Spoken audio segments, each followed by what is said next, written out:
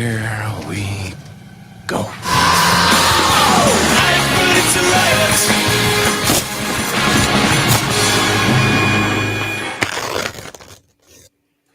G'day fans and welcome to another exciting episode of Rip It Off the Card. It is a Wednesday night. It is still cold. Sydney's still in lockdown, but Aaron and myself are cooking on gas because we're free as birds at the moment. How you going, old son? Good. A particular fond hello to everyone watching us on Twitch and YouTube. The massive following we get there, it's doubling weekly. There are millions upon millions of throbbing nerds watching us on those formats, even as we speak. So how good is that? Very, very cool. Now, there's a whole lot of stuff we're going to cover off tonight. And as you can see, tonight's the Star Trek episode. Look, I got them kirking up. After all the Doctor Who crap from the last 2 weeks, I've had enough. I need to sort of kirk up. So it's all a very, very groovy. Now, I'm going to tell you a story. Well, you're going to say something. I have two. I've got my Dyson spear. It's over there. Over here, and I think that's the Enterprise F. Yeah. X. I tell you what, there's it's just very, very cool. Now, fans, speaking of the old Docky Who, I can't believe we've got to bring this up. I have to tell you a story about what happened in the store last week. Right, so Aaron is serving this lady. First time she's coming, she's got a family, she's standing at the counter, and she wants to know who Aaron is. And, of course, he introduces himself. I'm Aaron Challenge, boss of the store and all sort of bullshit. And I go up to her and I say, no, in real life, his name is Cool Dude, right, with the nickname of Mega. And, of course, that means nothing, right? But as they're talking about Docky Who stuff, Aaron starts whipping out folders of all the actors he's met and all the people he's met and all the things that he's done. And what do you think the woman's doing? She's going, oh, my God, this guy is the coolest dude in the universe. No wonder he's called Mega. So there you go. And just proved my point. What do you reckon? I think that only works on that one person, because usually if I pull out photo albums and show actors and stuff like that, people back away slowly and don't break eye contact kind of thing. So very good. Now, does everybody out there, do you all agree that Aaron's nickname for the rest of the show should be Mega? Send us your comments, kids, and you never know. If we were doing a show on Tron, then I could be Megatron, and it would be like a Transformer Tron Disney Star Trek crossover show. Now, Greg, that's exactly what this lady was doing when Aaron was whipping out all the pictures and stuff. It was a little bit wrong. What can I say? Now, very quickly, now we know we've got Joel watching us at the moment, which is absolutely fantastic. Did you hear on the news the other night that a Super Mario Brothers game from the 1990s, still mint in box, sold for $2 million effing dollars? What was the deal with that? I wish I'd sold mine dearer. Absolutely insane. So I don't know what the deal was with that, but yeah, not to worry. Anyway, as we were saying, tonight is our Star Trek theme. And to get into the Star Trek theme, I've got to share with you a picture of my good self taken in 2014. Now, of course, if you're going to watch Star Trek, right, you can go into home cinemas and your TV set and on your iPhone and all sort of crap. Or you can do it the Daggy way. Now, this isn't the version I wanted to watch, but, you can't choose these things. I reckon you should do it in a spa on a cruise ship. So there you go. And they were showing the 2009 movie on a cruise ship. This is when you could take cruises back in 2014. And I was in the spa all by myself, got to sit back and enjoy, what can I say? I boldly go when no Daggy had gone before. So I just thought I'd share that with you. You were cruising through the Calvin timeline. I was literally in that case then too. Exactly right. Now, as always, every week we get dudes who turn up into the store. And who are they? And who have we got tonight, Mr. Aaron? Mega. Well, they're the Riders. And this week, it's Greg, the $2 King. Oh, I haven't pushed my button properly. Hang on. Make sure I push my button. There he goes. Look at that. The $2 King came in and all the way from Bendigo. And he's our rioter for the week. Now, what you can't see in this picture, this is why I've got another picture, is what he's wearing. Yes, he's actually got my head on his body. How good is that? This is, I think this shirt is going to be like Patient Zero, isn't it? It's been worn by so many people. It's the super spreader. Have you ever been called the super Greg goes spreader? Sorry. I cut you off. What are you going to say? Have you ever been called the super spreader, Dags? See, it's a family show and I can't talk about it. Let's move on, shall we? Otherwise I'm going to get myself bloody into trouble. But I like how Greg went straight to the Doctor Who cabinet. There you go.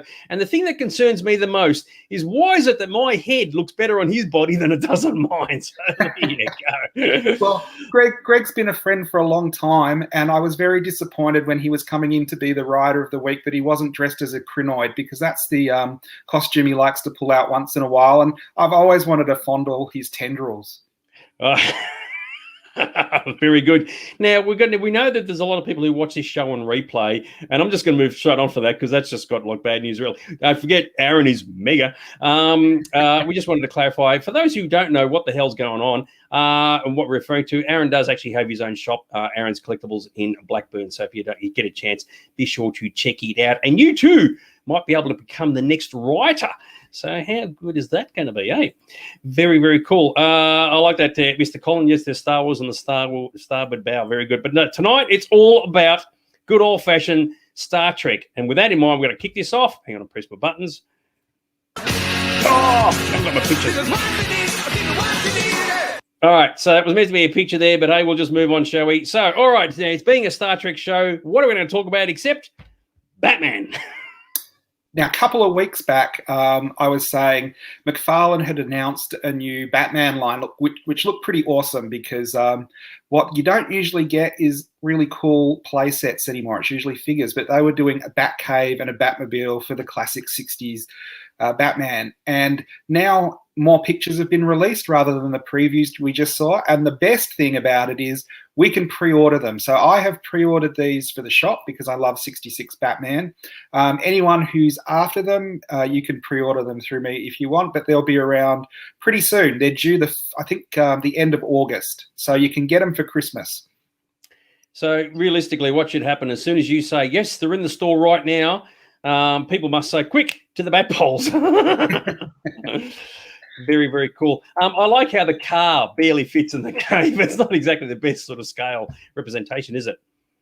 Well, the cave is made out of modular parts. So I think they've just done that to fit everything in the picture. Yeah, because when you look at it in the box, it doesn't look that big, does it? It's a bit like a TARDIS, more Doctor Who references. But yes, it's very, very cool. And the box alone is very, very pretty. So yes, I've got to say that's quite groovy. And if you're wondering about the car, I assume they're selling that separately as well. Is that correct? Yeah, there's the Batcave and the car, and the figures are all sold separately. So the car looks good, except the wheels. They've cocked the wheels up because the wheels are grey instead of like, okay, maybe they couldn't do chrome, but they didn't actually do the red hubcap logo, which is a bit disappointing. But the rest of it looks pretty groovy. Yeah, nothing that a red Sharpie won't fix. Yeah, can of spray paint. Thank you very much. And you got the figures. This is how the figures look inside the cave. Very, very cool. What do you reckon? Yeah, very cool. Again, they're going to make a good diorama for those people who like opening stuff. It's shelf size, and you can have a really good Batman 66 diorama. It would have been really cool if they'd give a sheet of different stickers so you could label the different, the rehydrator, the Barracuda spray, and all that kind of thing. But I still think it's a pretty good playset. No, totally agree with you. And the figures are quite actually the likeness of Cesar Romero for the Joker is actually very, very groovy. But yeah, I like it. Good stuff. And they do come with the little ouch, bow, bam, pam, accessories that you can clip onto them. So the punches actually have some sound effects with them. Yeah, that is just so dodgy, isn't it? It's like, is that the best they could think? Is that the best they could think of, really? Oh, golly. Yes. 1,001 uses. So, So yeah. So they'll be out soon. They're very cool. We've plugged them twice now.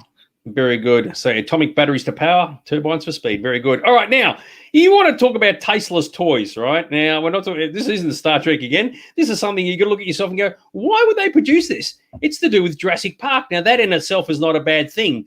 It's okay, yeah, Jurassic Park dinosaurs and the Jeeps, and that's absolutely awesome. But we've got this. It's a dude being chased down by a raptor, and it doesn't end well for him. Is that right? Well, where you say it's tasteless, is if I was a kid, this would be the coolest toy ever, because this is the type of thing, being a secondhand dealer, you see kids do this to toys. The number of Lukes I have seen with their hand chopped off and then the bloody stump painted red. Now the toy companies have done it for you. This is a Comic-Con exclusive from Hasbro, and it is the Ray Arnold and Raptor set with the diorama with the removable arm. And I said to Dags, as a nerd, this is a bit inaccurate because in the movie, the raptor didn't grab the arm and run away. He grabbed the body and left the arm for Ellie to find. Isn't that, and now for those who don't know, this is the Samuel L. Jackson character. Remember, he runs off, we don't see him again, and of course, then we find his arm later on. I mean, imagine this, giving this to your little kids and go, hey, kid, have a play with that and get the tomato sauce and you stick it on a bit more. No, you need a bit more than that. He's got a blood pissing out. This is happening everywhere. Get the real Fangoria going on. Isn't that absolutely insane? I think kids have changed. I've had this discussion with a couple of people where kids come into the shop and they're like, oh, wow, Chucky, Freddy, oh, look, it's Jason and Michael Myers. And they're like 7 years old. And I would not have been allowed to watch that. And you sort of go, have you seen them? And they're like, yeah, it's grouse. And they kind of think a lot of those old horrors are comedies. So I don't know what that says about society these days. So what would happen is the little kids will say to their parents, where was this in the movie? And they go, oh, it was a deleted scene. They actually had the raptor rip the guy's arm off and he's sitting there crying. He's, and his blood coming out everywhere and it's all horrible. And it just didn't end well for him. And the kids would be having like traumatized. No, imagining what this would be like. But I've got to say, I don't get it. But, you know, as Aaron and I were discussing earlier, so what's going to come up next in terms of tasteless toys? And we actually said, well, what do they do? Just produce like the girl from The Exorcist, you know, spewing out all the green shit from her mouth and twist her head and all that sort of stuff. Oh, God. Have you got one there? You got something there that's similar to that. Did you put it away or have you still got it?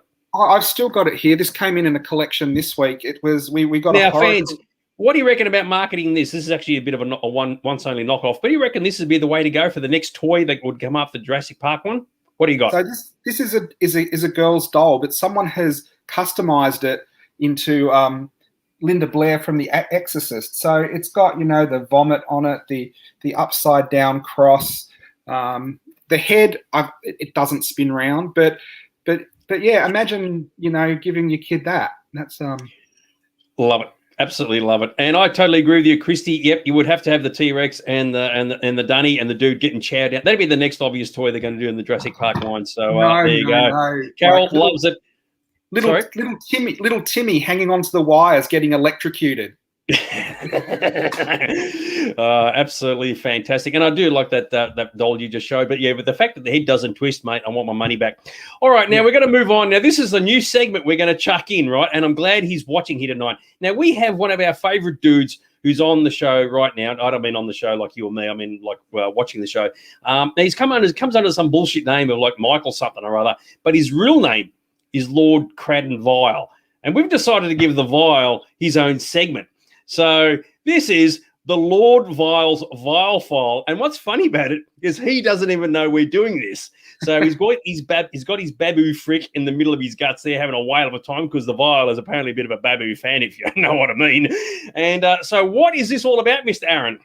So Lord Vile's Vile File is going to highlight Vile Collectables. Him and his dark apprentice Babu Frick are going to be combing the internet and through the toy time machine, picking up horrible items from the past to highlight and put into the Vile File. So this is this week's Vile File item.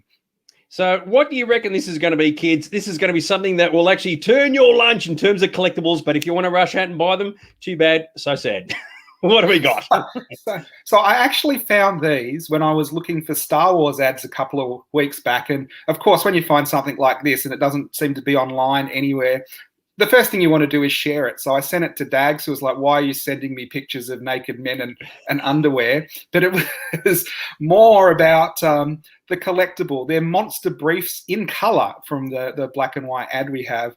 And what you need is a pair of Y-fronts with creepy and eerie and monster on them, because that's going to impress all your friends. We'll make it brief. I mean, I love the pun. You can't afford to be caught short. More puns. So take advantage of this exciting offer. The best covers from creepy, eerie, and famous monsters are reproductioned in full color on Y-fronts of these 100% stretchable, because a lot of us need stretchable, nylon bikini briefs. They will complete your wardrobe.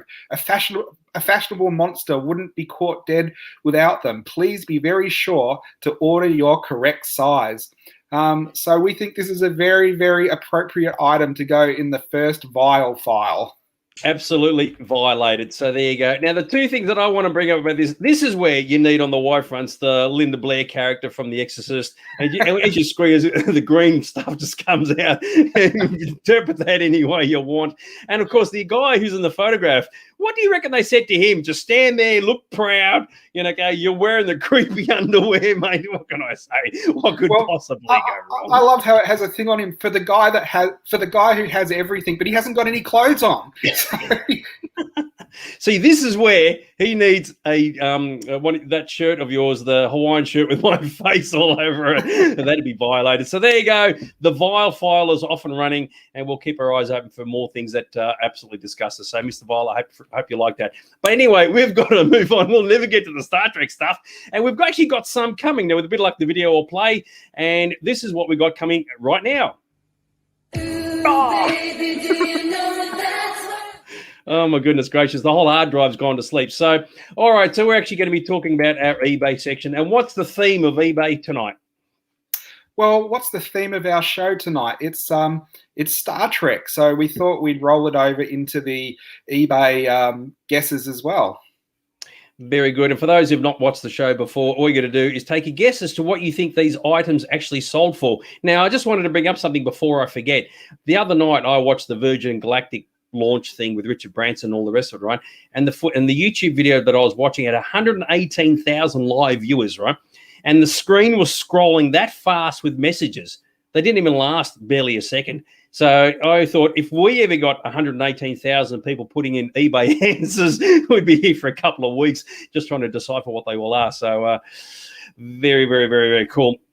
All right, so everybody, give us your opinions as to what you reckon. What have we got here, by the way? Sorry, I thought you got to introduce Well, this is a original Star Trek board game. This is one of the older games from the 60s, so one of the original ones. It's by Ideal from 1967. It's complete, which is important if you collect board games, and even more important if you decide to play them. It's got fantastic artwork on the cover with Kirk and Spock looking at a spaceship getting blown up.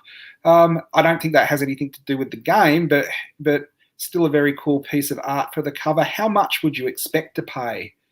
Very good. Colin's made a mention about Star Trek the Motion Picture being remastered in 4K. Hopefully it's the director's cut. If you're going to watch the motion picture, that is the version to watch. Take my word for it. And apparently Joel has this game. So that's very, very cool. All right. Anne just said $101.01. Colin's at 95. Joel's at 250. Oh, hang on, sorry. Mark is at 150. Joshua's at 150 as well. Christy said 1 cent. Oh, she's obviously not very, very keen on this. She's obviously a Star Wars fan.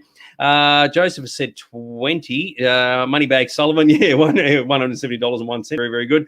That's the kind of thing the Vile would say. William is at 75. Carol's at 350. Thomas is at 85. Rob is at 85. And the Vile, he's doing an Ange and giving us bullshit numbers. He's gone for 333. So, there you go. The Star Trek game still complete, as Aaron said. Yeah, well, it's complete because you open it up and there's nothing in there. It's empty. And Jeffro is joining us tonight. He has said 60. So they're all mixed bag of bunnies in terms of what people think this is worth. So there you go. All right, we have to move on. So what do you reckon? Star Trek Vintage 1967. That was the year that the Daggy came into existence. So I reckon that was a pretty damn good year. Board game complete, very, very groovy. And the price it went for a whopping $200. $200. So you think when that came out, that was probably about $4. But board games these days can cost you $200, so it's only rise with inflation. Very much so. I think Moneybag Sullivan is at the closest at $170.01. That 1 cent makes all the difference. Yes, he is, because everybody else, Joel was too high. So, yes, very good. So well done, Daniel. You got yourself a Star Trek board game. Yay, team! Let's come over and party. Very good stuff. All right, let's move on, shall we? So Star Trek, as you can see, is worth a bit of money, depending on what you're buying and when you're buying it from. What's next? So this is, I don't know if anyone knows the history of collectible card games, but one of the very first collectible card games that was based on a franchise that did well was the Star Trek Next Generation one. Now, this is a Star Trek Next Generation promo foil card for that board game. It was very, very popular when it came out. I used to go and buy packets and packets of it and rip them all open and get the same cards over and over again. they did this, and then they did the Star Wars one. So this is the Star Trek version. Obviously, Star Trek's going to be more popular than Star Wars. How much would you expect to pay? Mate, no swear words, please. We got rid of the Doctor Who crap. We're trying to get rid of the Star Wars crap. We're trying to keep trekking, mate. Keep trekking. And like you said, it's a board game. There was no board with this. Yeah, and you are right. When they produced this, they produced millions upon millions of cards, and people spent that much money on this bloody thing. It wasn't funny. And then, of course, they ended up producing different sets and all the rest of it. So, all right. So, where are we? Okay, Joel has kicked it off with 377. Ange, he's gone for 2,000, a decent number for a change. Joseph has gone for 200. Carol's at 150. Moneybag Sullivan has gone for the cheapo $5. Greg King has slipped in his $2 wearing the old Hawaiian shirt with my face on it. Mark has said 80. William has said 50. Jared has said 32. Joshua said 1. Oh, he's obviously a Star Wars fan too. Tell you, Joshua might have the inside skinny on this because his daughter collects the Star Wars version of this. Very good, mate. We can stop saying Star Wars. It's like a Star Trek show. Thomas has said 70 cents, so he's got even less interest than anybody else. I like it. We got 70 cents here, and what was like $2,000 earlier. Colin has said 55. Jeffro has said $2. Mr. Rob Bubo is at 50, and violating this card at $250 is the Vile. How good is that? Very good stuff. So what do you reckon it went for? This is one card of millions that they produced. Yes, I like that. Yeah, Joseph, 70 cents with 21 bids. You just never know. All right, so what do you reckon this went for? The Star Trek CCG card game. I don't think anybody plays that anymore except for the diehards. It went for a whopping, look at that. Now, that is not what I would have expected for one of the cards from the collectible card game. That kind of came and was big, and I didn't realize it still had such a following. And as Joseph said, 21 bids. So there was probably, it might have just been 2, but there was a couple of people after this particular card. It must be a rare card. It is ridiculous is what it is. Ange, I have told people on multiple occasions, he just pulls up these bullshit answers and he gets the answers right. He knows his stuff. He gets $500 change too by the looks of it. So that's what I reckon it should be. How good is that? That's crazy, isn't it? So there you go. So yeah, I reckon it's. I agree with you, Mark. It is just absolutely ridiculous. That's the kind of thing, as I've said in this show once before. If you take this to the other half and said, "Honey, I paid $1,500 for this," you'd be out in the street before you knew it. So absolutely insane. All right, so let's move on, shall we? What's the next one? Hang on, I'm gonna press my buttons. And what do we got? Oh, the Borg, mate. So the Borg. This is a DVD, the Star Trek Borg Fan Collective. So what they did, they put all the fan favorite Borg episodes into one DVD and released it as a collection. So if you were just a sort of a fan of the popular Borg episodes, you didn't have to go and buy, all 400 episodes to get the ones you want. So this is one of the Borg collectives. And I love how they've marketed it using the fan collective, the Borg collective, just to make them sound like, they're in with the Trekkers. Yeah, the problem with this sort of stuff is that Star Trek fans will already have all the episodes anyway if they had all the DVDs and the videos and whatever else. So it's almost like they'd be forced to buy this again just purely for the collectability of the packaging. Well, you know what happens? You put this one on your shelf and it slowly assimilates all your other DVDs into the Star Trek collection. Resistance is definitely not futile. All right, so let's kick this off. DVDs, what are they worth these days? Okay, Marcus said 10. Joshua said 8. Ange has taken a leaf out of Greg's book and gone for 2. Carol, she's optimistic at 200. Jared is at 48. Joseph, what the hell are you talking about, dude? $1,500 practically. What are you doing, mate? It got 2 bids. Well, there you go. Could have been very big bids. Where are we? William has said 10. Christy is 15. Moneybag Solomon is at 40. Joel is at 50 cents. Oh, I'll tell you what, there's some of the lowest bids we've ever had. It must be because it's a Star Trek episode. All the cheap stuff's coming out. Colin has said 5. And Rob has said $3.50. And I agree with you. And I agree with you, Joel. It might be common, but you never know. This might be something that people will hanker. I mean, if somebody's prepared to pay $2 million for a Mario game, you just never know. There could be a demand for it. The Vile has gone for 67. Thomas is at 125, and Rod's joining us tonight at 75. Very, very, very good. You do wonder, don't you? There could have been someone who says, you know what, I don't want to buy all these bloody episodes. I just want the Borg stuff. I like how you said it's all the fan stuff that the fan likes. I mean, the fans loved every Borg episode. There just wasn't enough of them if you sort of asked them. So there you go. All right, so what do we reckon this went for? Very good. DVD Star Trek Borg Fan Collective. Got nothing to do with Swedish tennis players, as we well know. And the price it went for 10 10 cents. cents. You know what episode? That was Descent. That is insane. Why would you bother? You just throw it out. I mean, the packaging, well, the transfer is $4.50. That's just crazy, isn't it? So, yeah. Fans collectively said no, thank you. I'll tell you who didn't get it. Joseph didn't get it at $1,450. That's for sure. And I think Joel has got it at 50 cents again. It's 40 cents back. Put that into a pinball machine, mate. There you go. How insane is that? God. You do wonder why would you even bother? You just like throw it out and go, you know what, who cares?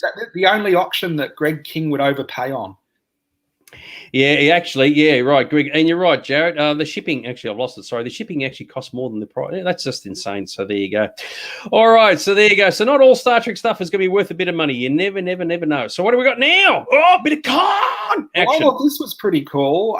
Star Trek collector card, Ricardo Montalban as Khan Noonien Sung, signed card. No, you're right. It's Singh. Sung was the guy from Next Generation. That's right. That's why it tripped me up. He didn't create Data. He did create a super race. I don't know. Did he actually create the race, or he was just part of the race? So he was part of the Genetic Soldiers. Anyway, so it's Ricardo Montalban. If you don't like the picture of Khan, you can like digitally remove him and stick in the dude from Planet of the Apes or something. So because was it Conquest of the Planet of the Apes? Yeah, he played in that. So there you go. Or any other movie or from Fantasy Island. So there you go. You could have some fun with that. All right. So it's an autographed picture from Ricardo, who I don't believe is with us anymore. No, I'm not entirely sure. And for those people who are a bit dubious about buying autographs on eBay, this was pulled out of a card set. So it was one that was officially signed, put in a set. So it is genuine, this one. So that's a little bit of information for when you're putting your bid together. What would you expect for Ricardo Benedict Cumberbatch? You're trying to be clever and it's not working.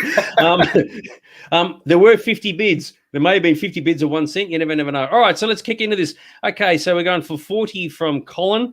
Carol has gone for the whopping 2,500. So far, the biggest bids really haven't sort of worked. 650 for Joshua. Mark is at 1,000. Thomas is at 450. Joseph, you let me down at 10 cents. Oh, my God. I never forget a face. 600 from Joel. Ange has said 1,000 as well. William is at 1,200. Rod is at 600. Jared is at 1,250. Okay, yeah, sorry. Ange has confirmed that Ricardo did pie away. He's dead. I like that. He's dead. No, hey, in science fiction movies, no one's ever dead. Daniel has said 350, and the vial is violating it at 525. So there you go. Very, very cool. And there we go. Lavish. I think you mean your wife, Lavish, has said 800 from Jeff Rowe. So there you go. All right, very good. So yes, you don't really know, do you? So, but anyway, you get a bit of Khan action. It's all very, very cool. What do you reckon his card went for from Star Trek II: The Wrath of Khan? It went for a whopping $6.30. What a wacky number! $6.13 and 61 cents. So was that Rod? I gotta look it up. Anything you want to say about this? I got to do a bit of a search. It's a cool autograph to get. I mean, out of the original Star Trek and the movies, I think Kirk, Spock, and then maybe Khan would be in my top three, just because he's such a classic villain. I do think I don't know if they got him on a bad day. I think Rob said he looked a bit, three sheets to the wind when he signed this, but it looks like quite a frail signature. He hasn't got sort of the lavish signature you'd expect someone like that to have. So. I don't know if they sat him down with 500 and said, go for it. And this was one of the last ones. At least he spelled his name right. Very good. Now, Rod had it at $5.99, but Joel pipped him. Oh, I've just lost it. Joel pipped him by $1. So there you go. Round figures, kids. That's the way to go. So Joel got it again, $600, and he just got an extra $13, and he's good to go. So, how good is that? All right, we're down to the last item. I hope you're on the Star Trek bandwagon, kiddies, because we're not finished yet. Look at that. And we had 2 bids for this. So this is Skybox Trading Cards Season 2 Autograph Challenge Set with Void, which means it hasn't got any of the autographs, but it's got one of the redemption cards that's now void and you can't send in for. This is a sheet of 9 cards. So how much would you expect to pay? Very good. And as we've seen, the number of bidders doesn't necessarily mean how much something went for. So what does everybody think? The cards, Skybox trading cards, the original series, good old toss. All right, Ange has gone for $2. He's definitely taken a leaf out of Greg King's book. Carol has gone, Carol's gone for 50. Rod has gone for 2. He's taken a lesson in this whole thing of taking 1 cent off to see if it actually makes you win. Joseph has gone for 6.31. Very good. Joshua's at 20. Mark, less than 2 is not an answer. I'd actually need a proper answer, old son, so you need to give us an actual one. Thomas is at 55. Moneybag Sullivan is at 5. Jared is at 1990. Joel is at 280. Colin is at 1250. William has said 300. Ange he revised that, not 198, so he's actually gone even cheaper. Rob has got 55 cents, so he's not optimistic about this. Mark is at 150. Violating these cards once again is at $150 from the vial. What do you guys reckon? Skybox Trading Cards Season 2 Autograph Challenge Set with the Void, mate. You got the Void. How good is that? So, all right. So what do we reckon this all went for? Absolutely fantastic. There were 2 bids. It is very, very cool. And the price went for, hold your hats, fans, it went for 1 effing cent. Oh, so that means the person who put 1 bid then, covered himself by bidding maybe 2 cents just in case he got pipped at the last minute. Isn't it? That's just insane. How can you sell something for 1 cent? Who would do a bank transfer or whatever for 1 cent? And the postage is $19.99, so $20. Oh, okay. What about this though? If you say to the guy, "I'll come and collect it," he has to give it to you for free because you've got to round it down. So yeah, that is absolutely insane. And Rob, you get the chance to actually buy another 54 of these if you want. So that is absolutely and utterly insane. I just don't get it. I mean, as to why you'd even bother. If you're going to sell it for a cent, you'd almost like withdraw it and just say, piff it out the car window or something. So absolutely amazing. So there you go. Anyway, so that's our eBaying for tonight, which is very, very, very, very cool. Anything you want to say before we move on? Just add to that it was very interesting researching the Star Trek prices because they were all over the place. With some of the other franchises we look at, Star Wars, you can pretty much guarantee a rare item will go for a high price. Star Trek, there's still bargains to be had because there isn't as many people looking for it. And if someone lists their whole collection for 1 cent starting bid or 99 cents, a lot of it just doesn't get sold. You could swoop in and get quite a good collection for next to nothing. Yeah, if it's a collection, it's the kind of thing you'd have to buy because it's something you really, really want rather than saying, I'll buy it today and I'll sell it 3 weeks from now and be able to buy a couple of houses with it because that clearly isn't going to happen. So there you go. Well, all those cards used to be imports from Card Heaven and places like that. And you'd pay a fortune and to get like a 1 cent or a 99 cent return or something, it'd be heartbreaking in some cases. Yeah, totally agree with you. But we're not finished with the Star Trek and yet because we're going back to original series stuff. We're going back way, way, way back. So what are we talking about tonight, Mr. Aaron? We're talking about Star Trek collectibles from way back when. Is that right? Yep. So we're talking about basically Star Trek before the movies. And it's interesting with Star Trek because we're going to do Star Trek before the movies because that covers most of the 70s. And one of the interesting things about Star Trek, it wasn't as popular in the toy shops when it was actually on first time round. But when it gathered a kind of following in syndication, that's when it really took off. So Paramount must have, been spewing where they say they cancel this show and then it gets bigger after it's been cancelled on different networks. Yeah, well, it's kind of funny because people that know their history will know that Lost in Space was competing against Star Trek, and Lost in Space actually had more ratings. And I don't know how much merchandise was produced for Lost in Space in the 60s and the 70s, but yeah, nobody knew. I mean, it's the kind of thing they re-release the show in syndication, it takes off, and you have the animated series in the 70s, and the rest is history. But we're going to be looking at all this stuff now. Some people out there may have watched the show, The Toys That Made Us, and there's a big Star Trek episode relating to that, which is absolutely fantastic. But all they did was focus on toys and nothing else. We're going everywhere, and we're starting with this. So yeah, we're going to the model kits, and it's very interesting with Star Trek model kits. The model kits were out before the show, and this is really interesting for a show like Star Trek because you would think without the show on television, who's going to buy these weird kits, especially, spaceships that haven't been seen before. But the whole thing with the space race meant science fiction was sort of on topic and big. But the reason this happened was because is AMT, the model Yes. makers, they Yep. actually helped on the pre-production of the show with making some of the ships, making some of the model kits and stuff like that. So they were given the inside edge, and they were given the rights, and they produced all this stuff, Star Trek merchandise. About 3 months before the show debuted, you could go and buy some of the model kits in the stores. Now, what I'd like someone to do is the Romulan bird of prey up there. Just do one where it's just a blank screen. It's just like Starfield, and because the thing is cloaked. And there you go. So the trouble with that kit is you kept getting it mixed up with Wonder Woman's invisible jet. Exactly right. I love this. The old Mr. Spock would come in peace, shoot to kill. Don't even worry about trying to mind meld with the creature. Just blow the fucking shit out of it. Well, that's my favorite one. It's a Hydra. It's like a 3-headed snake, and they did. I don't know if you remember it for Land of the Giants. They did sort of the similar kit, but with a rattlesnake with the little people. So they had this thing with the little dioramas and the giant snakes going. So. But I actually think that's the best kit because, do you know what? You see a lot of spaceships and you see a lot of, robots and stuff. But Mr. Spock, like fighting with a 3-headed snake, is a pretty cool kit for them to come out with. So what you can do then, for everybody who's got this, get this image here, replace the 3-headed monster with the Star Wars fan, the Star Wars collectible, and he's shooting the crap out of that. I do like the idea of the K7 space station, which is kind of cool. But, very, very gribby.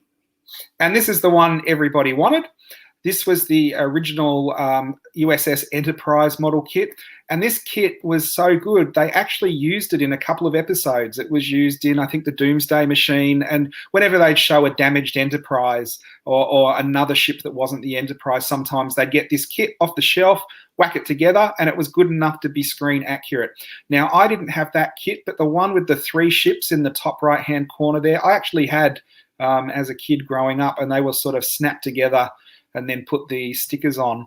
Down the bottom there, you've got the decal sheets for different versions of this kit because it was so successful. It was re-released for many, many years.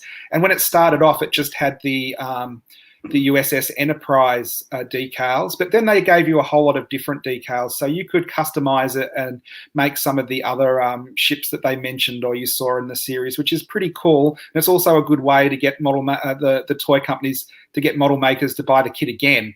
We can make the Horatio or one of the other ships. Very, very cool. This is part of that old gag, from Scotty from the episode of just Next Generation. I've just gone blank. It's just one word. I know that much. Yeah, it's like no bloody A, B, C, or D. So relics. That's it. So now here's a question for you. USS. What does that stand for? Do you know? United Space something. Oh, you're very, very close. It's actually mentioned on screen. United Spaceship. So there you go. Yes. I was going to say ship, but that sounded too obvious. Yeah, but, and I agree with you. I like the idea of having all the decals with the different ships, and you do wonder how many times people bought the same model over again just so they could do produce their own fleet. Very, very cool. But good stuff. Oh, action figures. Well, the other big thing that Star Trek's probably known for, some of the early merchandise, was the Mego action figures. And there's the stories where Mego snubbed their nose at Star Wars because it wasn't going to be popular, but they kept going for other franchises that weren't quite as big. And Star Trek was one of them. Now, Star Trek was actually popular for Mego enough that they released many waves of it. The original action figures were available all through the 70s. Even I remember seeing sort of Spock and Kirk in the toy shops when I was a little boy. This is really interesting because there's quite a bit of advertising from the time for the Mego stuff. There's some Toy Fair catalogs letting retailers know what's coming out. And then there's comic book pages, and there's even a Toys R Us catalog with Mr. Spock back in the day telling you which Mego figures you could get. And I never really thought of Star Trek as a franchise that was pushed that hard, I guess because it was on in the 70s, on in the 60s, and then repeated in the 70s. And you don't really get a lot of lines that take off for repeat shows. So I was surprised to see how popular it was at the time with, in comic books and things like that. And boy, did they release some interesting figures. So... The first I'm just going to cut you off very, very quickly. Hang on. This is a comment from my Jared. He asked his wife what Enterprise the ship number was, and her response was NCC 1701D. That's actually not surprising. A lot of people got into Star Trek because of Next Generation, and they completely bypassed the original series. So, and as somebody who was involved with Austrek, the Star Trek fan club at the time, I saw that firsthand. People said, no, didn't even know who Kirk and Spock and all those other guys were. It was just Picard, Troy, etc., etc. So that's not such an unusual thing to hear. So, but there you go. Yeah. Sorry to cut you off, dude. Continue on. No problem at all. This was the first wave of figures, which was Kirk and Spock and Bones, and then a Klingon and Scotty and Uhura, which is quite a nice opening set. And then you've got the fantastic Enterprise bridge play set, which folded up into like a carry case, had a transporter in it where you could put the figures in, spin it, and they disappeared, and bring them back again. And then what I really like is the view screen in the Enterprise had different cardboard cutouts of different alien planets and aliens, so you could take one out and pop another one in and have hours of play with who they were contacting and what they were looking at. Down the bottom there is a couple of loose versions of the aliens, which we'll be looking at more closely in the next slide. For those who are fans of watching The Big Bang Theory, there's a fantastic episode in one of the latest seasons when Sheldon and Leonard are given the Spock toy with the transporter. And of course, Sheldon takes his out of the box and Leonard doesn't. And there's a big sort of, that's how the whole thing sort of works. So, and that would have been like vintage of this particular era, which is kind of groovy. So there you go. Why did he take it out of the box? Because keeping toys in the box is highly illogical, Dag. Yeah, he was like doing the thing with the Spock toy, the character just here. And the Spock character was talking to him, saying, "What is the idea of a toy? What's it there for?" It is, the toy's there to be played with. If you leave it in the box, leaving it in the box is illogical. So that's why he took it out and used it, and then realized he shouldn't have done that because he breaks it. That's right. So anyway, it's a great episode. It's really, really funny. Good for Trek fans. What can I say? Okay, so Jared said she knows the original two. Grew up watching them the day, but yeah, pretty cool. So yeah, very, very cool.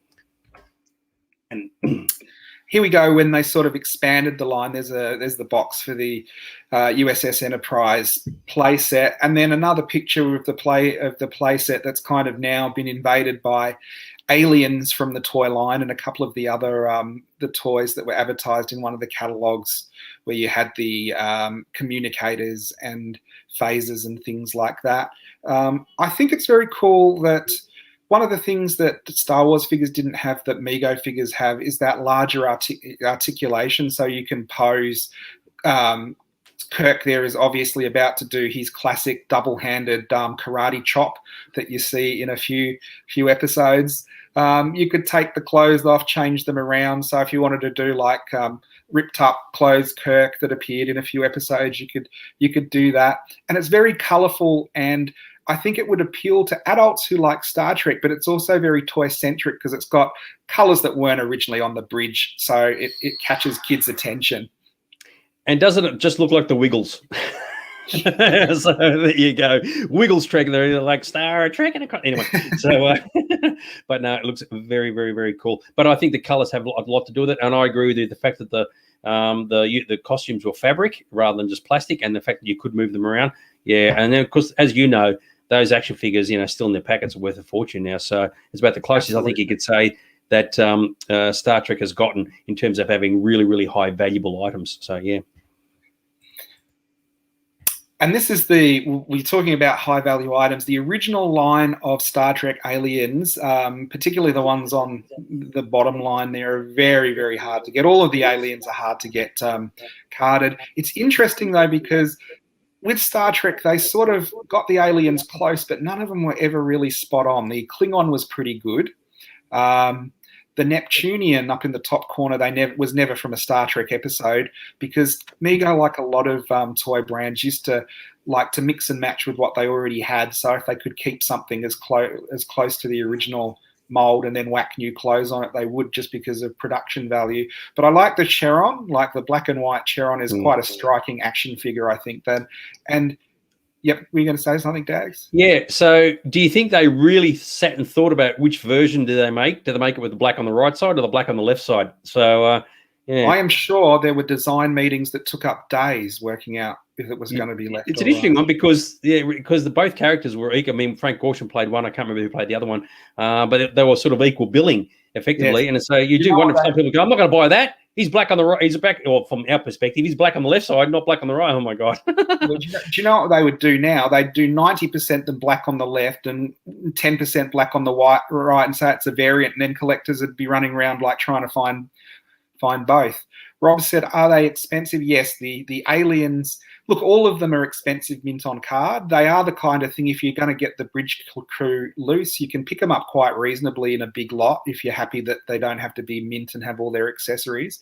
They are a line that have a lot of accessories with phases and clothes and stuff like that. And there are people that do reproductions if you don't want to, lash out and get all the original accessories. Some of them, though, I've seen go for thousands of dollars carded, some of the Star Trek aliens. And let's face it, when you're collecting Star Trek, there's probably a lot less product out there than there is of some of the other, like Star Wars or bigger lines. And I can't imagine some of those aliens being too popular with kids at the time. But I think they're all really cool. They've got a charm to them that are very of their time. Yeah, you're right. There would have been a very little demand for some of them. I love this one from Jared. Imagine if Star Trek found the planet of the Xenomorph, which is the planet the aliens live on, LV-426. Now, that would have been a damn good episode. So you need to put one of those aliens in these packets and see how you go. So remember, it's only a bug hunt. But, you look at some of these aliens and you go, mate, they are as crap as all hell. And that's one of the reasons why they're worth so much. So very, very cool. And talking about expensive, this is a super expensive playset. This is Mission to Gamma 5, which is, you can't really see how big it is there, but if you look down the bottom of the box, you can see Mr. Spock is sort of in a kid's hand. That's a hand puppet that goes through the playset, so you can grab him and feed him to the monster. And it also came, what's really interesting is it came with 3 figures, and I'd have felt ripped off as a kid because you get them home and they're these tiny little figures. They're not Mego size figures at all. I've seen a couple of these because I wouldn't mind one of these. I've watched them go in auction. Usually they go for over about 2,500 Australian, and then postage is pretty expensive to get something so big over here. This is one of the few Star Trek toys I've only seen pictures of. I've never seen one of these in person. I'm wondering if any of the guys watching into Star Trek have actually got one, because they are a super rare toy to get.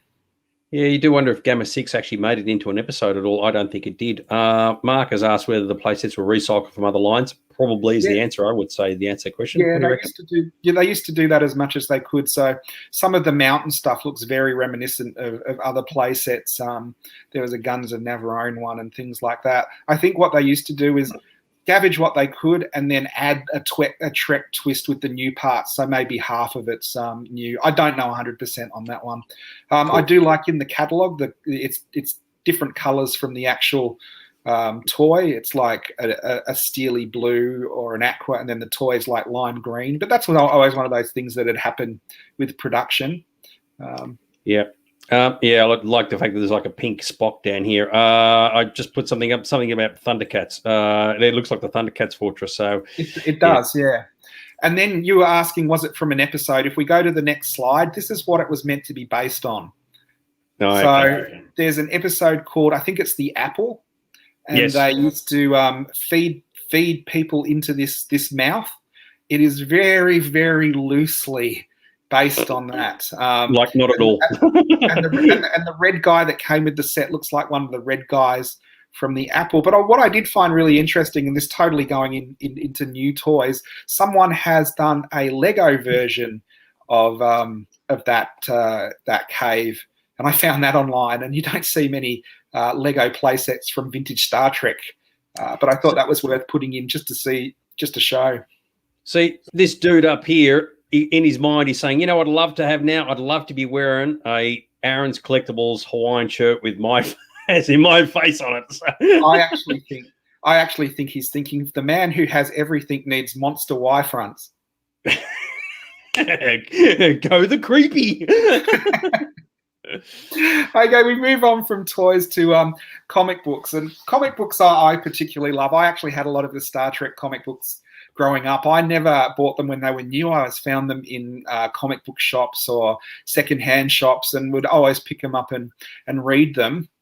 You could say they were totally different from the Star Trek series. Often you'd get the house style, particularly of Golden Key, which we got as Golden Wonder over here, and they were reprinted under different things. And what you'd notice with Marvel and DC, they wrote one way, but Golden Key, they did the Lost in Space and Space Family Robinson and some of those. They must have had house artists and house writers, because the stories were invariably totally different from the show. And when I say that, they tried to use the type of stories that might be in the show, but it was very Golden Key comic book universe, which is quite interesting, quite surreal and trippy. Some of them, a lot of them involve running into giant god creatures, because that happens sometimes. And then the thing with comics, they let the comic book artist go wild with the creatures.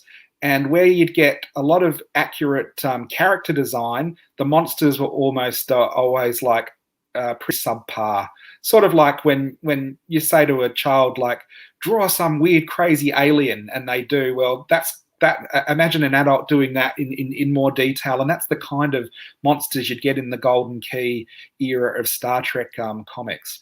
Yeah, I mean, one thing that Star Trek had going against it, if you will, is that none of the comics and none of the, as you said, the comics, none of the novels all sort of like interacted with each other. So you could kill off a main character in one book and that character's back again in the next book, because there was no continuity between any of them. They were like that for decades. So yeah, you could almost be a little bit sort of like confused, thinking, hang on, the Enterprise blew up here, now it exists here, but it blew up again here. So yeah. Insane.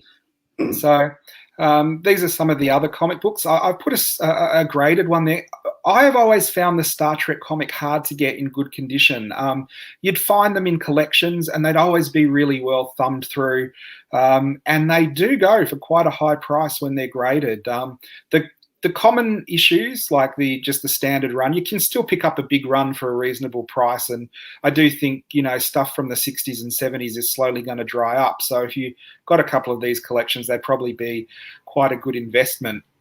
In the middle there, you've got, they were so popular that they did them as Enterprise logs, where they reprinted them as graphic novels. So, they'd put like 10 issues in one sort of thicker book back in the 70s. So that must be one of the few, or one of the earlier shows to have that done, because I can't remember many other long-running comic books that started doing graphic novels that early. So it was popular, and I do remember seeing reprints of that in Australia for quite a long time. So Greg has got he's got still a lot of these from back in the day, which is good to see. And April has joined us all the way from Scotland again, which is absolutely fantastic. In the middle of a haggis, she's decided to come and pay us a visit. And yes, blowing up the Enterprise, or as fans used to call her, the Lady E. Okay, that's not the Enterprise, it's the Lady E. But yes, it probably had a few hard days at the office. Sorry, man, what was that? I think some of the writers were probably on a bit of the Lady E when. Who are we going to blow up today, man? So anyway. What I find really interesting, though, they did quite a long run of Star Trek comics in the UK, and you can see from the artwork straight away, especially for those of us that are into Doctor Who, it has a totally different style, and you can look at that artwork and you say, that's British artwork.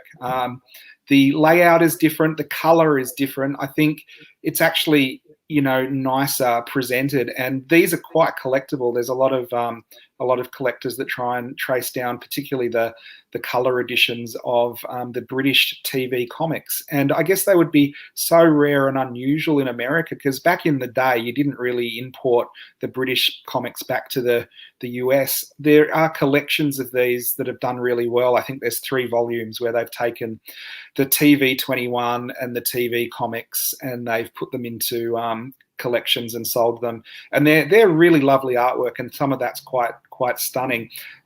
I see that, and that's quite sad for me, because you can see in the top one that TV 21, which I think was one of the greatest genre comics ever, has sort of been merged into Valiant and TV 21, and they kind of really didn't have the content that it used to have. But still, it's great to see that Star Trek was part of the TV 21 title, and then it was great to see that they had a really long and successful run in the UK. And Star Trek was on in the UK all through the 70s, and that's interesting because it's an old show, but it was new to them because they got it later. And so I do also remember talking to people who, when it was originally on, it was in black and white. And then slowly, as people got colour televisions, it was like watching a new show, because Star Trek is quite a vivid and imaginative show when it comes to colour design. And I think the comic books really show that. The artists really captured just the whole atmosphere of the show. And it is interesting to see the different aesthetics between American and British artists. They're both good. Yeah, there's a couple of inappropriate comments coming through, and I'm not going to put them up here about the captain's log and where they come from and what they're all about. When you said that Enterprise here, all you think of is the old whoosh. You remember whoosh? That's what the fans used to say. And look at old Spock's looking a tad aggro there, but he's having a hard day at the office, so that is definitely not logical at all. I don't know if you remember that, talking about the whoosh. When Star Trek used to be on, me and my brother would get really close to the TV and we would try and point and see who saw the Enterprise on the titles the first as it sort of came up on the screen. That's a very nostalgic thing for me. Now, talking about the British comics, Star Trek also got a run of British annuals. And again, this is unusual because it was an American show, and a lot of American shows didn't get British annuals, or if they did, they were sort of one-off for 1 year because they didn't do amazingly well. But the Star Trek annuals ran for 10 years, and none of the years they were available were when Star Trek was actually being made. The first one, I think, is a 1969 annual, so it would have been the one for 1970 because kids used to get them for Christmas the year before. And the thing that interests me, I always thought it was Kirk, Spock, and McCoy. But when you look at the 60s and 70s merchandise, it is just Kirk and Spock. And the annuals really show that, where it's Kirk and Spock, Kirk and Spock, Kirk and Spock. So you really could see that they were the two main characters. And now I think with hindsight, where everyone has favourites and sort of different characters have come to the fore, it's more of a balanced thing. But back when Star Trek was originally being pushed, Captain Kirk was the lead man that got like most of the covers and most of the art, and then Mr. Spock was the fan favorite that got the other half of the attention. And this is something you see right up until sort of, I guess, the Star Trek movies that we'll be looking at a different time. I love the Kirk up here. We come in peace, shoot to kill. He's brought out his big ass gun, shooting shit out of something. So, and you would have thought this shot of Spock down here, not holding the gun, but holding the tricorder, would have been the way to go. But yeah, it's very interesting. And I noticed like the font, that hasn't followed anything like the traditional Star Trek font at all for the titling. But yeah, I didn't realize there was one for each year. But yeah, it's very groovy. And it's interesting, they kept, even though it wasn't the Star Trek font, they kept it for the whole run of the show. So at least collectors couldn't whinge about the spines looking different, which every 3 or 4 years with Doctor Who, they changed the font and it drives everyone mad. The Star Trek annuals were pretty much the same interiors as the Doctor Who and a lot of the British annuals. And again, you can see they had house artists and house writers, and a lot of the artwork looks very, very, very similar. A lot of the games are all the same games, just different adaptations for different shows. They usually, you will see through that whole 10-year run, they've obviously got like a file of publicity photos, and they never renew them because it's the same publicity photos being painted and used over and over again. And you see that. But that's again adds to the kind of charm of the annuals. And the annuals did get released in Australia. I remember seeing them here quite regularly. Like a lot of things from this era, used to see it a lot. It's all dried up now, so not a lot of it turns up. Maybe at Greg King's garage sale, but you don't see them very much anymore. To a large degree, you've got to be very sympathetic to Star Trek fans in the 70s, because they would have said, oh, the show's come back out and they're absolutely loving it. They want to buy products relating to it. I don't mean toys, just anything. And there's just so little about that. They would have been clamoring. And of course, you know, these days, as we saw earlier, I mean, they're producing Batman figures for a show that was produced 50-something years ago. Right, so it's way, way, way out of date, but they're still making new merchandise today. Whereas if you imagine the 70s, you go, oh, the show's on TV, because in Australia it came back because of colour television got introduced here in 1975. And you'd have this new wave of fans who'd never seen the show before in colour going, this is awesome. What can I buy to support the show, whether it be a kid or an adult? and like aside from a few handful of things, you wouldn't get much at all. So, yeah, it was tough being a fan back then, and I think people have to remember that. But what did exist, and I remember these specifically, which were very, very popular, were these. Now, these are some of my earliest recollections of the Star Trek episodes, because I grew up in that era where I do remember them and watch them a bit, but they weren't being repeated to death, and there were no videos at the time. So I remember the photo novels, and these were great, and they were all color all the way through, and they were basically pictures of every scene of every episode put into comic book form, and so they're like a photo comic. And there are a few others. I've got the Close Encounters one, and there's a few other movies that have them, but I can't think of another series that have had so many photo novels. And there are some classic episodes there, and I remember the Trouble with Tribbles one was one of my favorite that I would be looking through all the time. And I remember Amok Time was another one that was great, because we've talked about this before. Before the days of the internet, there weren't a lot of pictures that you could access of your favorite show. So you could get Starlog magazine or Starburst, and there's a couple of, memorabilia sort of collectible magazines that came out for different shows. But these I remember as pretty unique as a visual record of an entire episode of something. And so these were pretty amazing. And I remember they had quite tight spines. And I remember my original ones, the pictures, the pages falling out because I'd open them because I wanted to see the whole picture. Down the bottom left there, we've got a couple of the interior pictures, which were a mixture of like full-page pictures of character reactions, and then enough of the other scenes to move the story along with bubble dialogue like in comics, and then explanations of what's going on to fill in the rest of the story. And the picture there that we're going to see again later crop up is Mr. Spock is not impressed, and Captain Kirk has heard enough, which is will make sense later. So the two things that I picked up on this is that when you saw them, you thought, oh, did they do one for every single episode? And of course they didn't, which was really unfortunate.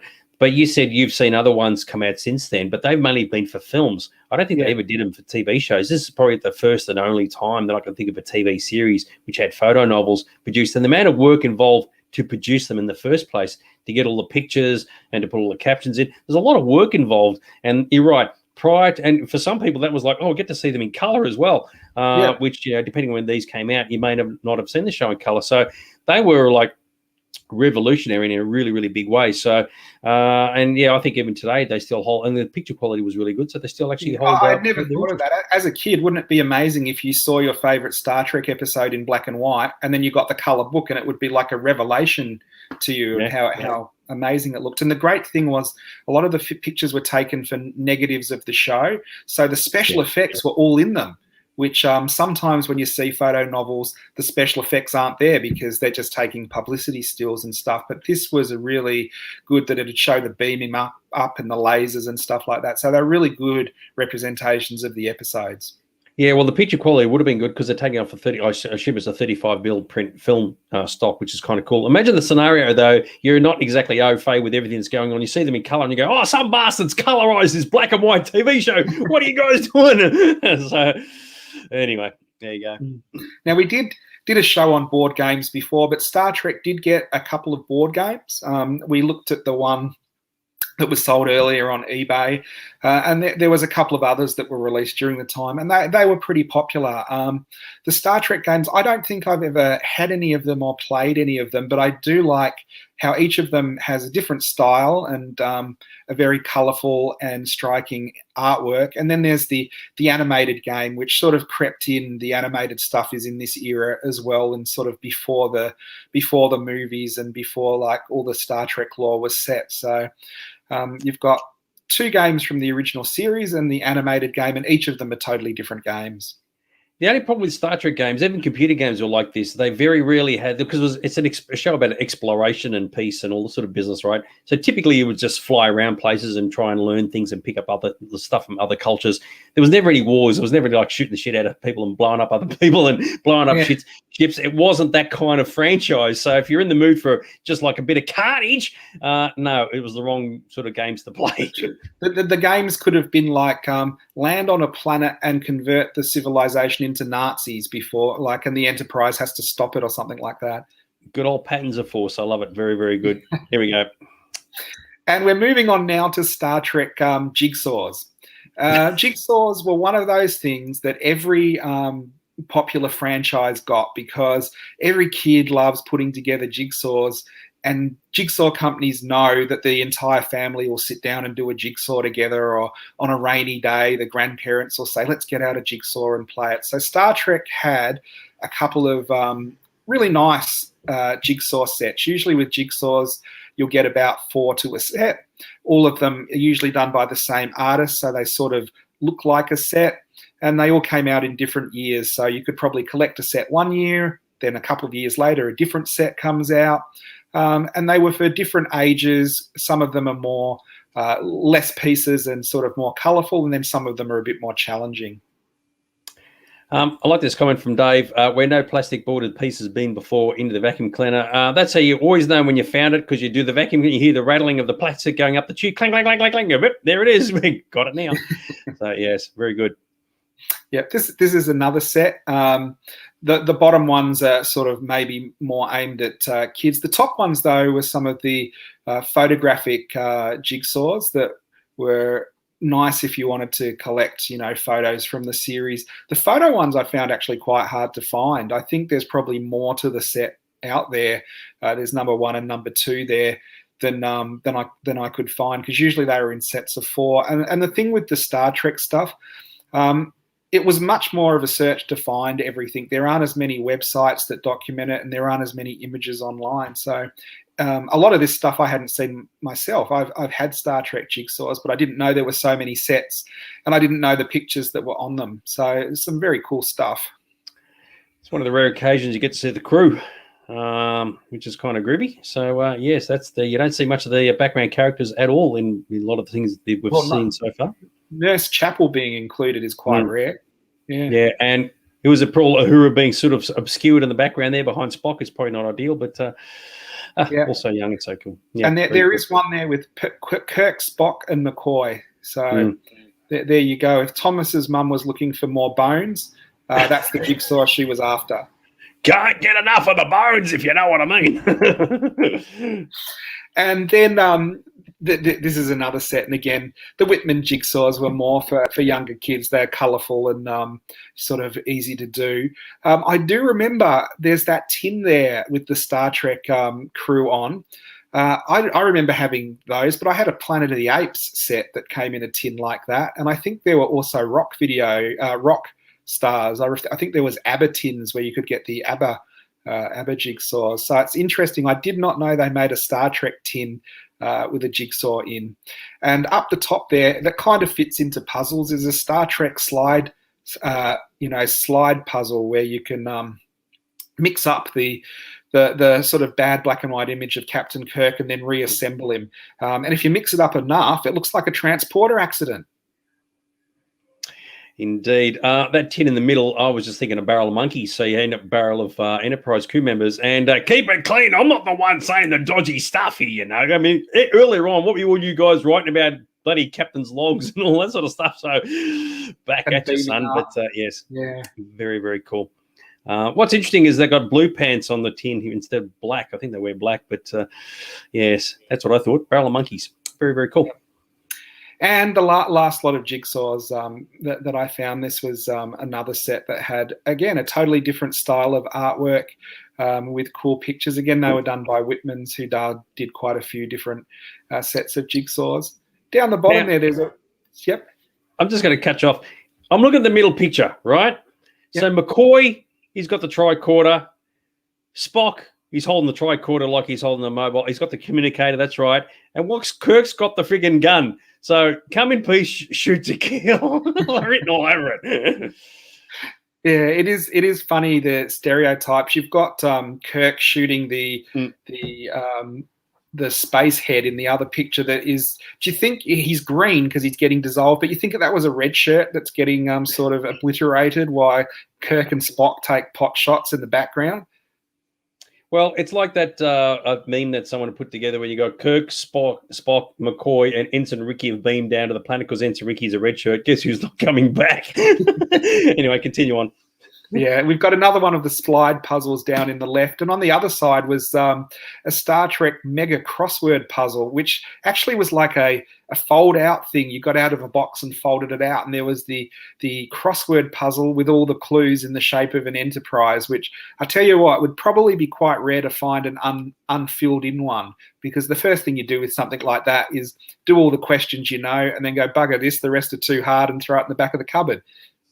You do wonder if if there were Star Trek questions as well. Now, I remember a lot of people who were fans of the show, they knew the shows backwards because it was only the 79 episodes and they knew them intimately. So if it was a crossword puzzle to do with Star Trek questions, yeah, you do wonder. People who would have said, oh, I've got to have that and fill it in. So I tend to agree. I think finding an unused one would be almost next to impossible. So, yeah, exactly right. Yeah, you're right, Dave. Endless disposable red shirts. Exactly right. Can never have too many. But no, but some of the puzzles are very, very groovy. And I agree with you. Hey, this is an interesting one up here because it's not very often you're actually at the back of the ship looking towards the front and the view screen and all the rest of it. So, and everybody's wearing the same color by the looks of it, but that's actually kind of cool. So there you go. It is. Yeah. Oh, look at that. And here we go. One of my favorite ever Star Trek toys is the USS Enterprise Dinky toy. There's a couple of ads for it on the left there. Now, Dinky Toys were a British metal die-cast toy company that did a lot of space and genre shows, more than a lot of other companies. I guess Corgi Toys did some stuff as well. But this was very cool because it would actually fire out the disc photon torpedoes. You loaded them in the top, and then there's a little metal trigger on the top of the bridge, and you swing it around and it flicks them out, and they come out quite powerfully. So you could have a battle with your Klingon nemesis. Down the bottom. Or choke your kid. So you got the ship and just go straight in. Well, let's face it. When we were growing up, and we had guns that fired or anything that fired out, and your parents said, "Do not fire them at each other," that was secret code for "Can you hit your brother in the eye?" But the other thing that's interesting about this, the docking bay opens up underneath the bottom of the ship, and you can actually get a shuttlecraft that comes out. And that is a really hard piece to find because it's always missing.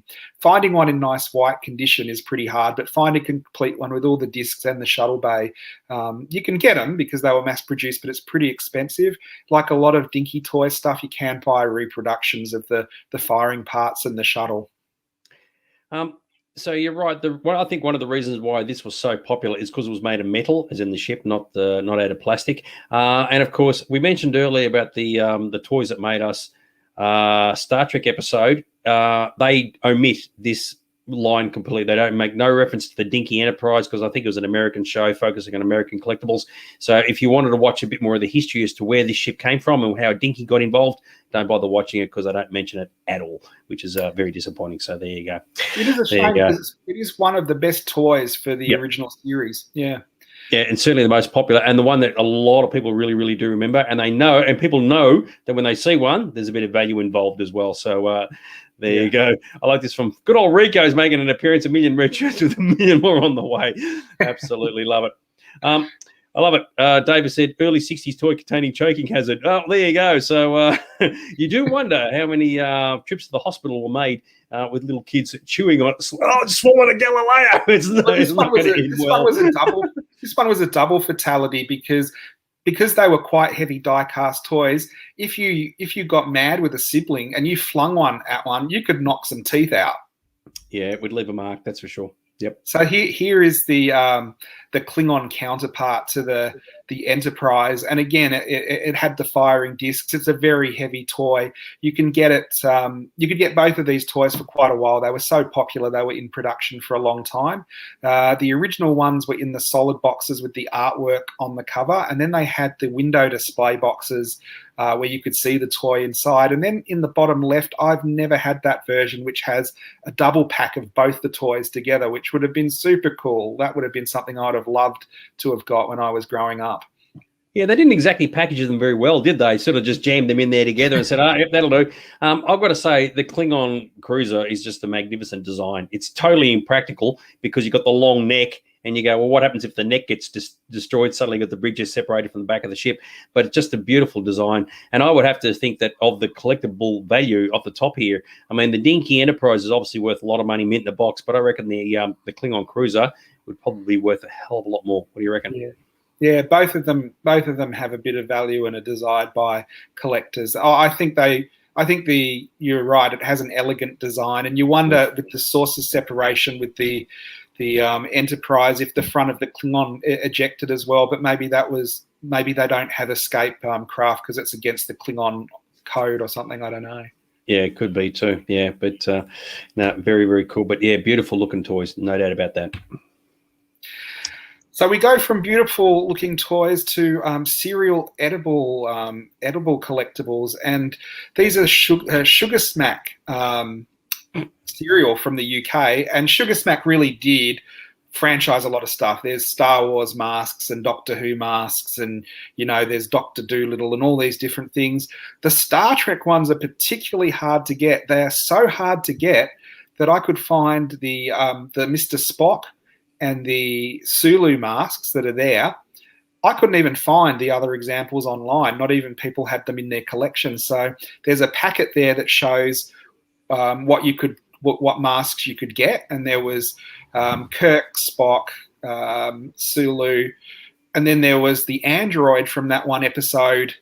The android was played by Cassidy, who was Lurch in the Addams Family. Is it what a little girl's made of? And then there's Klingon down there as well.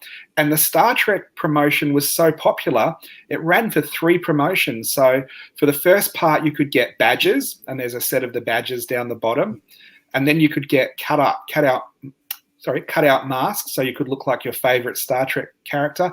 And then I'd have felt a bit ripped off if I hadn't got all the Star Trek stuff I wanted, because then they went with NASA space mission pads and patches. So you could get NASA patches that you could sew onto your bomber jacket or wherever you wanted to stuff them. 2 things. So Ange said that the original Enterprise separated as well. I know it didn't do that in the TV series. Was it in the animated series? I'm just curious to know. They mentioned it in the original television series, but they never did it. Okay, fair enough. I agree with Thomas about not the badges. So yeah, you got the guys down here, but they've got the logo on the 5th one. It just says Captain. Actually, you would have thought that's where Scott would have gone, or Lisa Uhura, rather than just putting the logo in. So yeah. And someone mentioned here, as soon as you see good old Sulu, all the first thing you think of with George Takei is, oh my. Yeah. Well, you could get that art. You could put it on a T-shirt with oh my, and that'd sell 1 million T-shirts, wouldn't it? Yeah.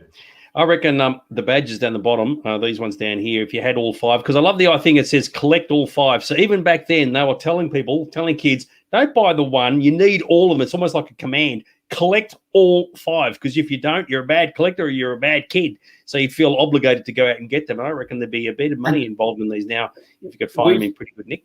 We've talked about how often companies recycle the same design. You can see there with the Mr. Spock mask, that's their young Prince Charles mask from their Royals line. Yeah, those ears are sticking out. He's going to be picking up TV transmission signals from that. Yes, yes, indeed. It almost actually looks like the Spock from Discovery to a large degree. It does a anyway, bit, yeah. We move on. Very good. Oh, and we go over Star Trek recordings. Now, anyone who's into Star Trek knows Star Trek is legendary for the music. I mean, 2 of the greatest unsung pop heroes of our generation are Leonard Nimoy and William Shatner, but we're not looking at them at the moment. We're looking at Star Trek related records, and there have been different ones over the period of the show. The early ones were Star Trek stories read for kids to listen to, or effects albums. There wasn't a lot at the time of Star Trek music. There was the theme, and there might have been one soundtrack album, but most of them were more related to sort of the kids' albums, where you would follow along with the book or follow along with the comic as you heard a Star Trek story. I've never actually listened to any of these, and I couldn't even find an example of one to listen to online, but I'm sure they're out there if you wanted to download them or find them. So when you read along with the story, the thing will say at the start, the narrator will say, you turn the page whenever Kirk shoots the shit out of someone, because he has actually got his gun down there. He's ready to plug a puppy, as it were. I thought you were going to say, every time you hear a red shirt scream and die, turn the page. Yeah, love it. They do look very pretty though. Yeah, very cool. Love it. So up in the top there as well, this is a Mortimer item, but it's actually a Star Trek Enterprise turntable. So if you were going to get some vintage albums, you could track down the turntable and listen to it on your Star Trek Enterprise high fidelity turntable. Very cool. Nah, love it. I do remember, I've never seen the other albums, but I have seen the one in the middle before, and I never really knew what it was because, yeah, it looks like a blueprints, but how can you have blueprints on a record? But that's just how it looked. So there you go. It's even got the Gene Roddenberry thing written in the middle, which is very cool. Yeah, that's very cool. Yeah, Daniel, I totally agree with you. The record player alone would be very cool. Now, you have the Beatles and the Rolling Stones, and you have the Monkees that tried to emulate their popularity, and then maybe a little bit down the pop ladder, you have...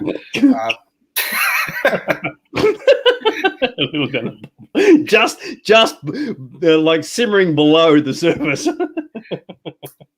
couldn't even get it out without laughing. You have Leonard Nimoy and William Shatner, who battled it out over the decades to see who was the Star Trek, the greatest pop hero from Star Trek.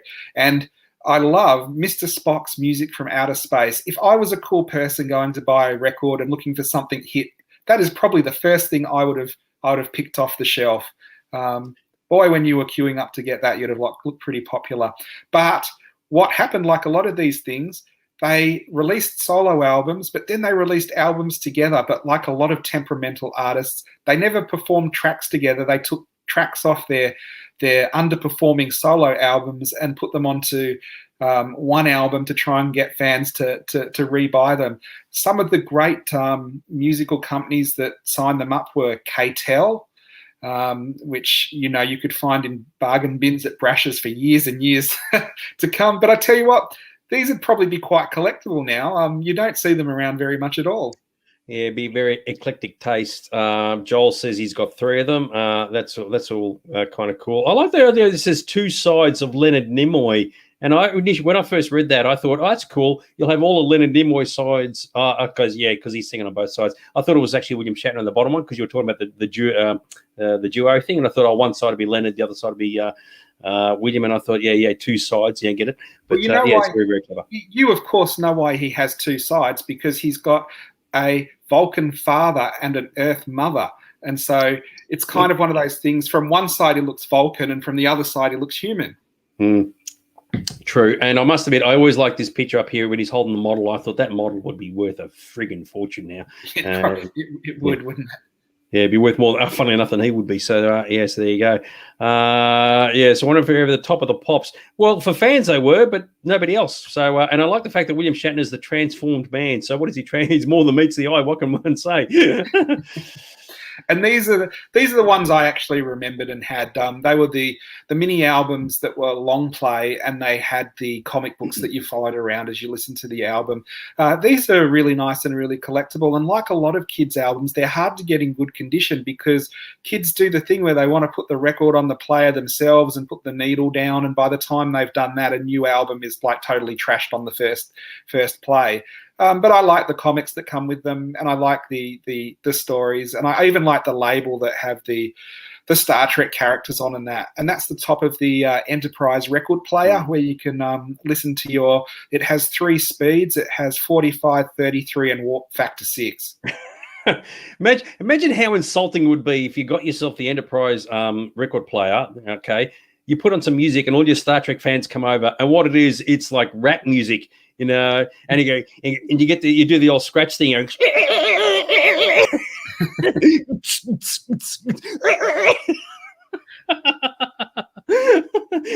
Wouldn't it? Maybe fans are just like your next, coronary. Sorry, what was that? Maybe at your next barbecue. Yeah.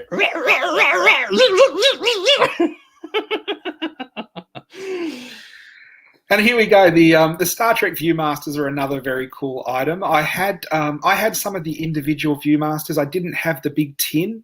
That's quite a rare and desirable item. A lot of people are after that. You can see on the top left, you've got the advert for the Viewmasters. Down the bottom, it doesn't really translate so well. Someone online had taken pictures of the slides from the Viewmaster and put high definition pictures up, and they really, really looked quite good. And I was reading an article somewhere, and some of these ships in the pictures were from the models that we saw right at the beginning. So there was a few different stories. I think there was the animated ones, and then there was also where you've got the model ones as well. So there was ones from the animated series and ones from Star Trek. So they're quite cool items. Viewmasters are one of those things that often gets forgotten, but I think everybody growing up had a Viewmaster at some time. Yeah, I had this knack of shutting. I know you're supposed to use both eyes, but I always shut one eye, and I never saw the 3D until like decades later, and I realised, oh, you open the second eye and it's in. Oh, who knew? So, do you know who loves Viewmasters? Geordie LaForge. And here's one of the really early Star Trek collectibles. The original Leaf edition of Star Trek collector cards. So again, I have never seen locally in Australia, so I'm pretty sure they weren't sold here, but they could have been. The black and white set of Star Trek trading cards. And again, I was looking at these, and boy, unless you were Kirk or Spock, you really got sidelined. There's one with Janice Rand there and a couple of others, but it was really the Kirk and Spock show. Yeah, I think it's very funny because, like, decades later, McCoy became the third one of the trio, and everybody loved him, but nobody knew back then, or at least we weren't aware back then, that he was getting jibbed in terms of the marketing and the merchandising. So, yeah, not good. Well, can you imagine just him as an actor? Because Shatner and Nimoy would have got royalties for all the merchandise, and if they were hogging it, like the other ones could have. Well, there's behind-the-scenes stories where they were quite sour. Yeah. Anyway, here is the ones I remember growing up with. These were released in the 70s. These are the Star Trek collector cards, the colour ones. There are Scanlan's versions of this as well as Topps. So the Topps ones were released in America with the stickers, and the Scanlan's ones were released in Australia, and they didn't have the stickers with them. The Scanlan's ones I actually like a bit better because they seem to be on more bleached paper, so the colours stand out more. The backs are totally different as well because of that. But these are a really cool set. I remember having this set before I saw a lot of the episodes, and there's a card in there called The Fate of Captain Pike. And I really used to look at that and go, oh, poor Captain Pike. I wonder what happened to him. And it took about 10 years to actually see the episode. So the cards really conveyed a lot of excitement and actually made me want to watch the show more when it wasn't available on video. Well, when you look at Captain Pike in that episode, just go, dude, don't worry about it. You're getting your own TV series made 50 years later, so stop complaining. I see you got a graded card in the middle there too. Well, that's actually a graded packet. So I found that was one I found online. I thought was pretty unusual to see someone graded a whole packet. But yeah, that's a very cool series. A lot of iconic pictures that everyone would recognize. Totally agree. And this is we're getting to the end of our presentation. This was just a wrap up of other stuff that was around and that was available. And you've got the Star Trek marble maze, which interestingly is exactly the same marble maze as the Doctor Who one we looked at. It's just got a different picture on the back of it, but the actual formed plastic part is exactly the same. The Star Trek pop-up book, which I had growing up, a phaser targeting set, which is very, very cool. There was a lot of phaser targeting and communicators and things like that. That really weird red, white, and blue Enterprise is a vintage piece that I just saw on eBay at the moment. I thought that's a really unusual Enterprise with just the Star Trek written on it and everything. Yeah, that's obviously a knockoff, dude, because it says spaceship or something. It's as basic as it comes. Well, the Enterprise is a spaceship.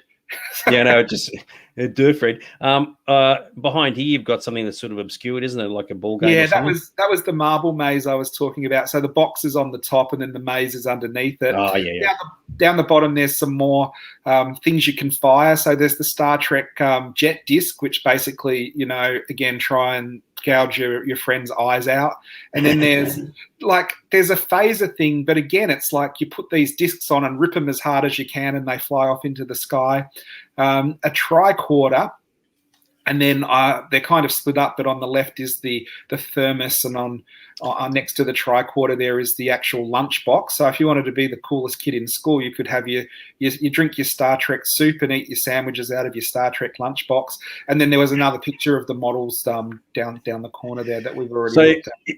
You go to school with your lunchbox, you open up your lunch thinking you're the coolest kid in town, the local bully comes along, takes your lunch out and says, look at that, it's just been beamed up. What's this thing here? The yellow and black thing, just very quickly. What do you reckon? What's that? It's a sonic communicator. So it's like a walkie-talkie, but it's before they had the radio walkie-talkie. So there's a wire that links the two. So your friend could go into the next room and you could talk to them through, the sonic communicator. Yeah. I agree, Dave. The communicator does look good. And the tricorder, despite being way too colourful, looks pretty groovy as well. So, yes, very, very cool.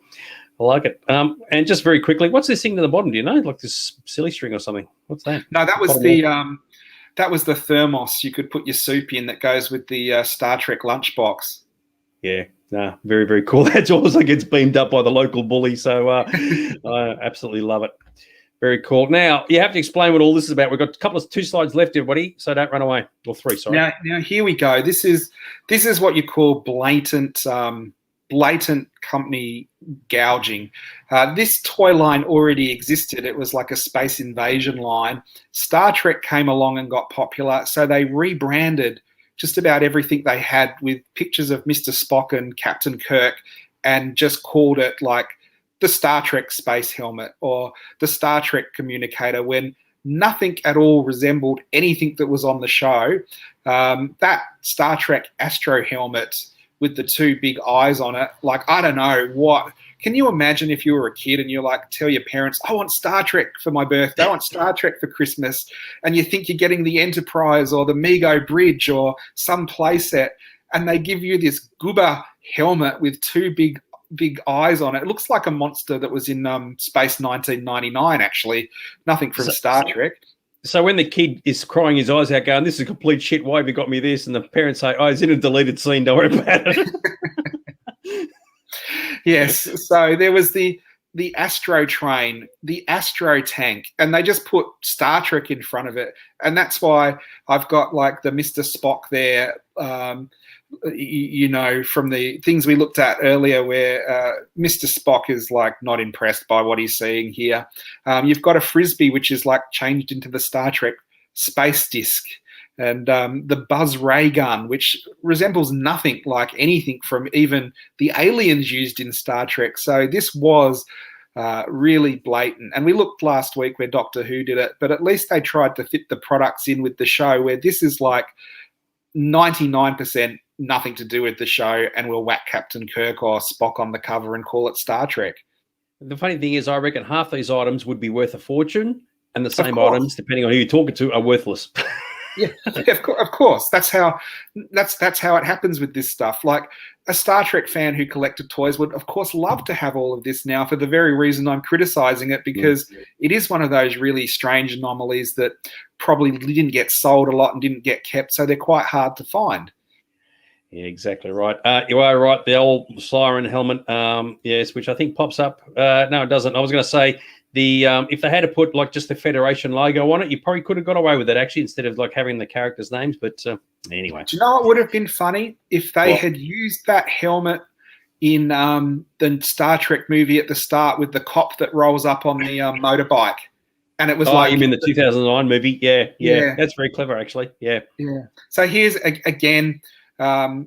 Captain Kirk's heard enough. Like again with a different version. That's what the Star Trek helmet was adapted from. But we've got some really average dress ups where you've got, would a Klingon really be seen dead in the Klingon Halloween costume? And the Mr. Spock's there. Why couldn't they just do a nice Mr. Spock blue tunic rather than Mr. Spock did not walk around with an action pose of Mr. Spock on his top kind of thing. And of course, these are really collectible now because these are the type of things that didn't last and got thrown out, particularly the plastic helmet masks, which I think every kid had growing up. And of course, they crack the second second time you touch them kind of thing. I remember me and my brother wearing them, and we used to like push the noses in and stuff, like, and we both end up like upset because we'd ruined each other's costumes. Well, the thing with the helmets, the ones in the two here, obviously you're going to put one on each person. You've got to try and mind meld with each other, don't you? Smash. Regarding the Klingon outfit, you know, if the kid starts complaining, mate, that looks completely wussy, go, hey, it's a warrior's costume, so just deal with it. Oh, my goodness. Like prune juice is a warrior's drink. Absolutely. It's better going out than going in. What can I say? All right. Now, this actually brings us the Vial, who's been quiet for quite a long time. I don't know if he's still with us. He's actually going to make a reappearance because there's something about crappy collectibles we have to violate once again, and it's that bloody helmet. So, yeah, Mark mentioned that helmet, which has to be, if you wanted to attract a bully to beat you up, if you wore that around the neighborhood, it's like a siren, isn't it? Like... that would do it. Yeah, Mr. Spock tries to hide his disappointment with this one. You've got, again, look at Captain Kirk in that helmet. That does not make him a cooler captain. And look at Mr. Spock in that helmet. He is not a cooler Vulcan because he's hiding his ears in that helmet. I do think, as toy collectors now, they're absolutely fantastic and I would love them. As a kid back in the day, that would have been the type of thing I would have opened and, you know, been really disappointed. No, I disagree. I reckon you would have stuck that on, like the kid in the bottom left-hand corner here, right? Gone, where's my local Comic Con? I'm going to go along and I'll tell you what, the chicks, I'm going to be beating them off with sticks. The interesting thing we're talking about, the how popular the characters were, you didn't just get Spock stickers. You got Kirk, so you could get a Kirk one, Spock, McCoy, all the other crew. All the ones I saw for sale had Spock or Kirk used, none of the others. So they weren't popular as, you know, with the public as well. But we've got Lord Vile there revving up his Force Lightning, ready to violate these crappy toys. And that's the end of our Star Trek presentation for the night. You've gone a bit too far ahead of me. I was going to say, as I said earlier, if you put a Federation logo on that, I reckon it would look actually way, way better, and you probably still can. But the key, you got a question here from Joel. What do you reckon they're worth? I actually reckon they're worth a lot of money if you get them in mint condition in the box. Loose, they're shit, but in the box mint, be worth a fortune. I was looking at some of the helmets go to $500-600 US. So by the time you import it, you're going to be looking close to $1,000 for a nice mint boxed one. Loose ones you can get cheaper. I do think because of shows like the Toys That Made Us, people are onto these things, so they may be a little bit more popular now than they were a couple of years ago. But Star Trek stuff can still be purchased pretty reasonably. Very good stuff. I need you to just keep everybody entertained for a couple of seconds while I tee this up. So, I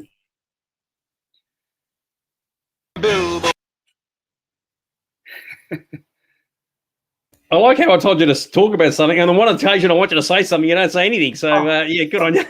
Sorry, I was watching you tee stuff up. So very, very good. All right, so I don't know. We were talking about the music earlier and the song, and someone actually pointed out a particular track that was played by good old Lennon Nimoy, and we've decided to just like take a snippet. So it's just this. This is what you'd be missing out on, kids, in terms of the music. Bilbo Baggins, he's only 3 feet tall. What was that? You want it again? Bilbo Baggins, he's only 3 feet tall. And what do you think about Aaron? I reckon he's... Bilbo Baggins, he's only 3 feet tall. That's mega. Oh, my goodness. Was it worth it? That's the question. So there you go. Greg, hang on. Sorry, Greg said didn't make the low. It probably did, actually. I think that they did. Actually, they did it as a joke, and they have actually canonized the helmet. So there you go. Yeah. Very good. You're right, Dave. I did see it. You made mention about the Bilbo Baggins song, and I made a point of not mentioning it in the story because I thought we were going to be bringing it up at the end. So there you go. Worse than you thought it could be. Oh, it is. It's far worse than that. And these people actually try to make money out of these songs. Sorry, hang on. I've cut you off, Aaron. Hey, whoa. These people try to make money out of these songs. Sorry, go for it, man.